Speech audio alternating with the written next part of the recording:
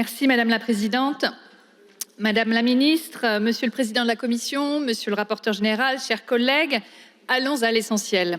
On le sait tous ici, contrairement au budget de la Sécurité sociale, aucune équation ne permet un vote majoritaire sur ce budget et je le regrette. Le gouvernement doit prendre la responsabilité d'actionner un 49.3, même si je le déplore.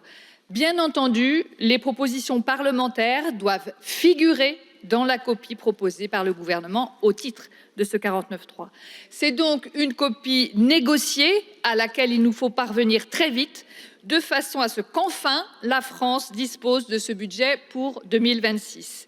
L'incertitude ralentit l'activité économique qui connaît un très net coup de frein. Ne perdons pas de temps, travaillons vite et bien dans les prochains jours pour parvenir à ce compromis. C'est la voie la plus raisonnable aujourd'hui et l'intérêt de notre pays.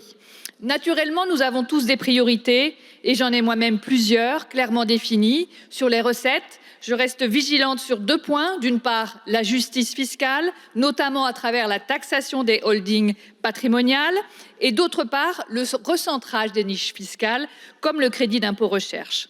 En revanche, je maintiens, Madame la Ministre, mon opposition à la suppression de la CVAE, surtout dans le contexte actuel de nos finances publiques. Côté dépenses, mon attention se porte sur certains enjeux qui sont aussi des priorités pour le département de Maine-et-Loire.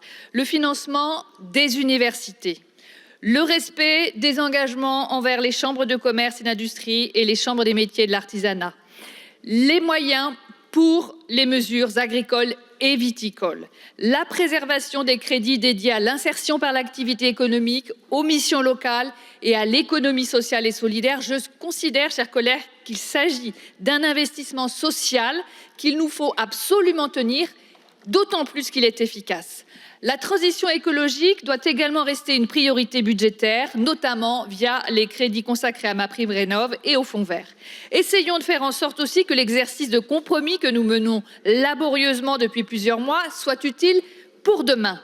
Adopter un budget 2026 est extrêmement difficile, mais je considère qu'on va y arriver. Je suis d'un naturel optimiste. Mais il nous faut déjà penser au suivant. Oui, je l'ose.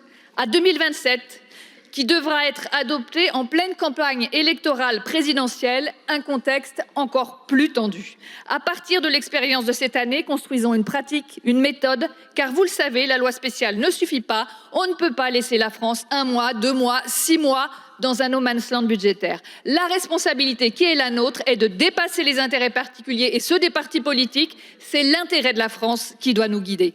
Allons donc à l'essentiel aujourd'hui, mais demain aussi, visons l'efficacité. Faisons en sorte d'être à la hauteur du moment historique où nos démocraties sont attaquées par les impérialistes. Il est de notre responsabilité collective d'empêcher l'accès au pouvoir de ceux qui ont créé le Rassemblement national et le Front national et qui, dans notre histoire, n'ont pas été du côté de la liberté, mais du côté de la collaboration, de la colonisation et qui entretiennent toujours une relation ambiguë avec la Russie de Poutine et qui ont le soutien de Donald Trump. Faisons en sorte d'être à la hauteur pour ne pas que l'histoire se répète, pour ne pas que la démocratie recule. Pour ce faire, l'ensemble des républicains, des démocrates et en particulier les sociodémocrates auxquels j'appartiens aux côtés de Bernard Cazeneuve s'attaquent aux problèmes des Français. Un budget pour la France, une stratégie pour restaurer les finances publiques, une école qui forme les citoyens de demain, une activité économique qui s'adapte au monde, qui innove, une souveraineté réelle en matière agricole et énergétique, une sécurité quotidienne et une justice pleinement assurée. Une Europe qui s'unit face au désordre du monde et est capable de défendre ses valeurs, sa démocratie, son modèle social, sans naïveté, notamment en matière de défense militaire. Une transition écologique qui guide l'action publique et privée comme une solution d'avenir et pas comme une contrainte infranchissable. Le coût de l'inaction climatique est beaucoup plus lourd que celui de l'action. Bref, les Français ne veulent pas de l'extrême droite au pouvoir.